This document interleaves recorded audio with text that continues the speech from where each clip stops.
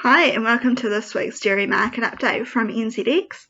We saw a couple of pieces of export data released at the end of last week.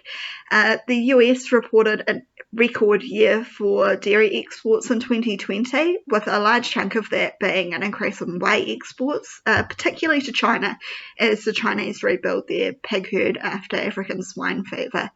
Whey exports were up 24% last year compared to 2019, with December exports increasing 25% year on year, and in that there was a 115% increase in December exports that were sent to China.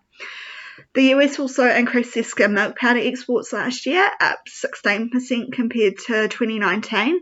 However, December exports dropped 15%. Now, that's largely due to the logistics issues that a lot of the world has been experiencing at the moment. That's pinpointed on the US West Coast, so a bit of a problem for milk powder exports for them.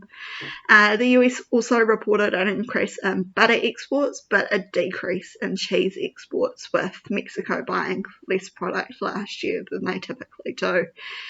Australian export data was also released last year, with for 2020, they reported increases for whey, skim milk powder and butter, but they exported less cheese, AMF and whole milk powder.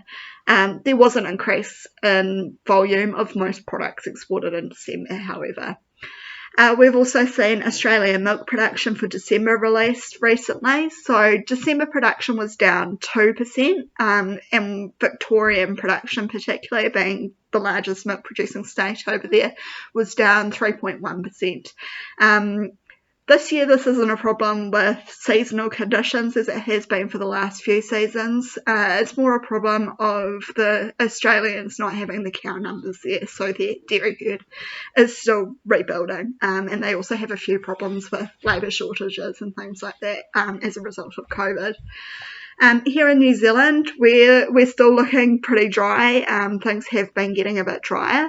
Looking at NIWA's latest soil moisture map, most places are dry, particularly compared to the historical average, though we're not quite as bad as we were at this time last year. NIWA's forecasting high pressure to continue and some extended dry periods. La Nina's reportedly reached its peak, but it will continue to affect conditions here for the next few months until we get through to autumn. Looking ahead to next week, so Chinese New Year starts this week. That typically does affect GDT a bit, with a lot of the Chinese buyers potentially not showing up to the auction.